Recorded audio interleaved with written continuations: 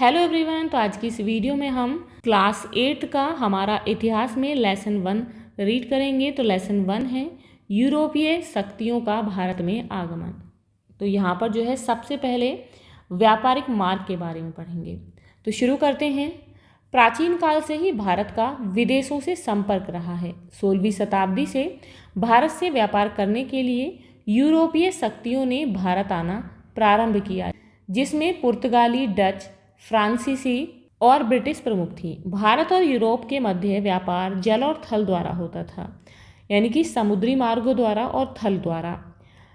इन मार्गों की संख्या 3 थी। प्रथम मार्ग था फारस की खाड़ी से होता हुआ समुद्री मार्ग था। इस मार्ग से इराक, तुर्की, वेनिस और जिनेवा से व्यापार होता था। दूसरा मार्ग लाल सागर से अलेक्जेंड्रिया का था, जहाँ से समुद्र द्वारा वेनिस और जिनेवा को जाया जाता था। तीसरा मार्ग मध्य एशिया से मिस्र और फिर यूरोप के लिए था। तो आप जो है यहाँ पर ये मैप दिया गया है मानचित्र में, जो है आप इसे देखकर समझ सकते हैं कि यहाँ पर जो है ये समुद्री मार्ग दिए गए हैं कि कौन सा रास्ता जो है निर्यात के लिए प्रयोग किया जाता था। तो यहाँ पर आप देख सकते हैं समुद्री मार्ग और थल मार्ग यहाँ पर इसमें दिखाए गए हैं कि कौन सी चीज़ें कहाँ आयात होती थी, कहाँ से निर्यात होती थी। इस प्रकार से यूरोप के सभी क्षेत्रों में भारत की वस्तुओं के वितरण के लिए वेनिस और जिनेवा प्रमुख व्यापारिक केंद्र थे। इटली ने भारत की प्रमुख वस्तुओं के व्यापार पर अपना एक अधिकार जमाए रखने के लिए यूरोप की शक्तियों की व्यापार में हिस्सेदारी को रोक दिया। 15वीं शताब्दी 1453 ईस्वी में कुस्तुनतुनिया पर तुर्कों ने अपना अधिकार कर लिया। अब तुर्कों ने यूरोप और भारत के मध्य पुराने सभी संचार के माध्यमों को बंद कर दिया, यानी कि जो पुराने समय में यूज़ किए जाते थे। कुस्तुनतुनिया नगर व्यापार मार्ग का मुख्य द्वार था, अतः व्यापार के लिए यूरोप के व्यापारियों को कुस्तुनतुनिया नगर पार करना ही पड़ता था।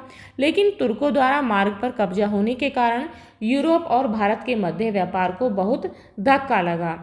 अब उसके बाद समुद्री मार्ग की खोज की गई। अब यूरोपीय वासियों ने व्यापार के लिए नए समुद्री मार्ग की खोज करना आरंभ कर दिया। इन जगहों की खोज मात्र संभावनाओं के आधार पर थी, इसलिए कुछ नाविकों ने यूरोप के उभरते राज्यों के महत्वाकांक्षी राजाओं व रानियों को धन, धर्म और ध्वज के सपने दिखाए। धन, राज्य की आमदनी के लिए खजाना इकट्ठा करना, कीमती धातु, सोना, चांदी एवं मसालों के फायदेमंद व्यापार से कर एकत्रित करने की संभावना थी। और धर्म यानी कि ईसाई धर्म का दूर दराज इलाकों में प्रचार करना। और ध्वज, यूरोप के राष्ट्रों का झंडा दूर दूर के उपनिवेशों पर फहराएं, जिससे उनका साम्राज्य बढ़ेगा।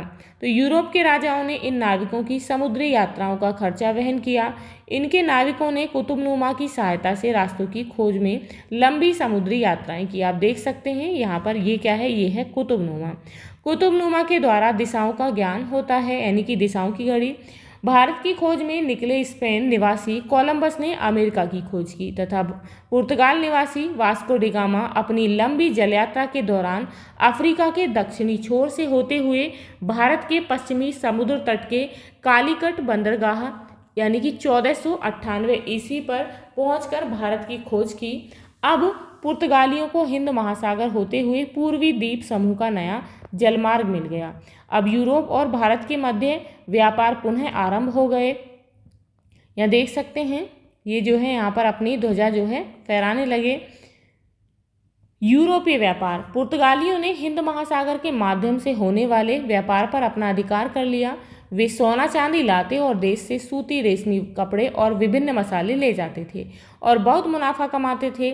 पुर्तगाल की मजबूत नौसेना के कारण हिंद महासागर से कोई दूसरा देश पुर्तगाल की इजाज़त के बिना अपना जहाज नहीं ले जा सकता था। वास्को डी गामा के भारत पहुंचने के बाद एक एक करके हॉलैंड, फ्रांस और इंग्लैंड के व्यापारी भारत आने लगे।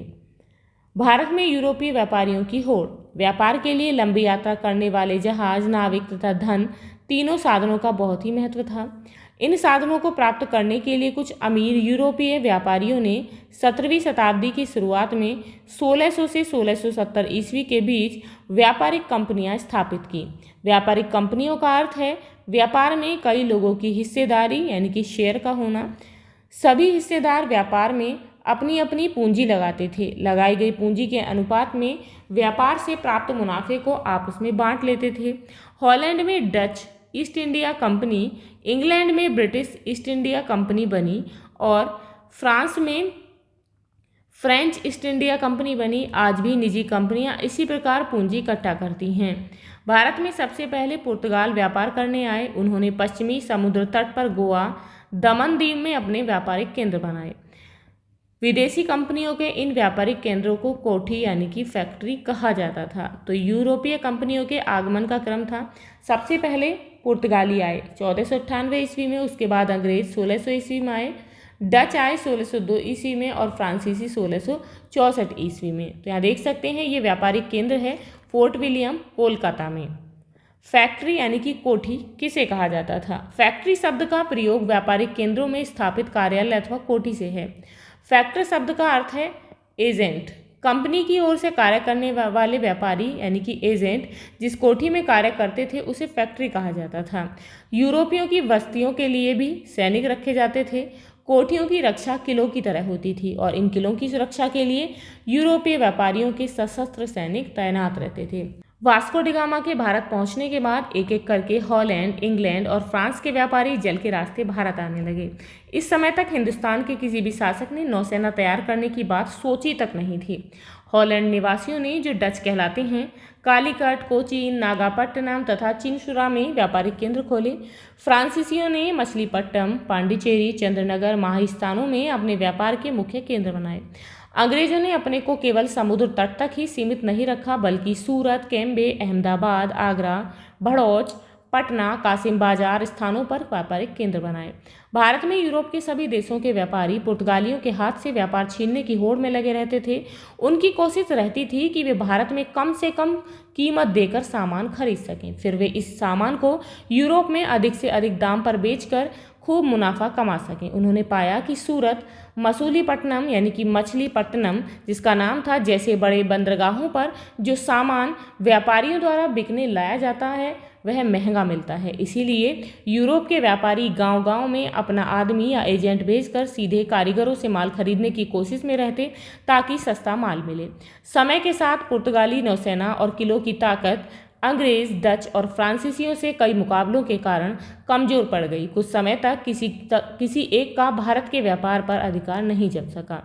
विदेशी कंपनियों ने व्यापार में लाभ के लिए साम, दाम, दंड व भेद के तरीके अपनाए। उन्होंने बादशाहों व राजाओं के पास अपने अपने प्रतिनिधि या दूत भेजे और भारत में खुलकर व्यापार करने की इजाज़त मांगी। अनुमति प्राप्त करने के लिए ये खुशामद भी किया करते थे। फलस्वरूप राजाओं ने अधिकार पत्र पर फरमान जारी किए। व्यापारियों के दूतों ने कुछ करों को न देने की छूट मांगी। इसके बदले में उन्होंने बादशाहों व राजाओं को नवीन वस्तुएं भेंट की। मुगल बादशाह जहांगीर के दरबार में कैप्टन हॉकिंस 1608 ईस्वी में आने वाला प्रथम अंग्रेज राजदूत था। इसके बाद सर टॉमस रो 1615 ईस्वी में जहांगीर के दरबार में आया। जब उसने मुगल जहांगीर के दरबार की शानो शौकत देखी तो वह उससे बहुत प्रभावित हुआ। उसने सम्राट को अंग्रेजी दस्ताने भेंट किए और इंग्लैंड में इस्तेमाल की जाने वाली बग्घी दी, जिससे जहांगीर बहुत प्रसन्न हुआ। तो ये वो बग्घी थी जो उसने उसे भेंट की थी। यहाँ पर आप देख सकते हैं मानचित्र के आधार पर अंग्रेज, फ्रेंच, पुर्तगाल, डच की फैक्ट्रियों की सूची बनाओ। तो यहाँ पर जो है इस मानचित्र में दिखाया गया है कि कहाँ कहाँ पर अंग्रेजी, डच, फ्रांसीसी, पुर्तगाली और डेनिश लोगों की जो है यहाँ पर कोठियाँ थी, कहाँ कहाँ पर ये व्यापार किया करते थे। तो राजाओं के मन में ये आशा थी कि उनके राज्य का खजाना बढ़ेगा तथा करों में छूट देने से उनके राज्य में ज़्यादा व्यापार आकर्षित होगा और राज्य खूब फलेगा फूलेगा, इससे और अधिक कर मिलेगा। हिंदुस्तान के राजाओं के मन में यूरोपीय व्यापारियों की तरफ से मिलने वाली धमकी का असर भी था। पुर्तगाली नौसेना का मुकाबला दूसरे यूरोपीय देशों की सशक्त नौसेनाएं ही कर सकती थी और हिंदुस्तान के जहाज़ों को पुर्तगालियों के खतरे से सुरक्षा की जरूरत थी। अंग्रेज, फ्रांसीसी व डच कहते, व्यापार की छूट दोगे तभी हम हिंदुस्तानी जहाज़ों की सुरक्षा की गारंटी देंगे, नहीं तो मौका मिलने पर उन्हें लूटा व डुबोया जाएगा। इन नीतियों व स्थितियों का फ़ायदा उठाकर यूरोप के व्यापारियों ने हिंदुस्तान में व्यापार से खूब लाभ कमाया। उन्हें कई कर टैक्स न देने की छूट मिली। जमीन खरीदकर उन्होंने अपने गोदाम, घर, बंदरगाह और अपने अपने किले भी बनाए। अब यहाँ पर और भी जानिए, कुछ जानकारी दी गई है। यूरोपियों द्वारा मसालों का प्रयोग स्वाद के लिए नहीं बल्कि मांस को सड़ने से बचाने के लिए भी किया जाता था, जिससे मांस कई महीनों तक सुरक्षित रह सके। पुर्तगाल, इंग्लैंड, फ्रांस, हॉलैंड आदि यूरोपीय देशों का क्षेत्रफल, जनसंख्या व संसाधन भारत के एक प्रांत उत्तर प्रदेश के क्षेत्रफल, जनसंख्या व संसाधनों की तुलना में कम है। ये देश भारत से हजारों किलोमीटर की दूरी पर हैं। इन सब के बावजूद ये यूरोपीय देश भारत पर अपना आधिपत्य स्थापित करने में सफल हुए।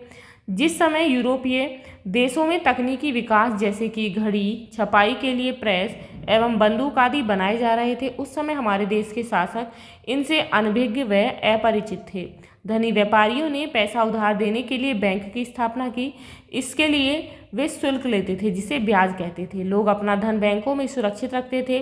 पहला बैंक इटली वासियों का था। 17वीं शताब्दी में लंदन तथा आम्स्टरडम बैंक व्यवस्था वाले सबसे महत्वपूर्ण बने। आज यूरोप के समस्त देश यूरोपियन यूनियन में संगठित हो गए हैं और आर्थिक रूप से एक शक्ति के रूप में उभर कर आ रहे हैं। तो ये था आपका इतिहास का लेसन 1। आई होप आपको समझ आ गया होगा। तो यहाँ पर जो है इसके क्वेश्चंस दिए गए हैं जिन्हें हम नेक्स्ट वीडियो में सॉल्व करेंगे। तो मिलते हैं नेक्स्ट वीडियो में इस लेसन के क्वेश्चन आंसर्स के साथ। If you like this video, please like and share, and if you are new on this channel, please subscribe the channel. Thank you.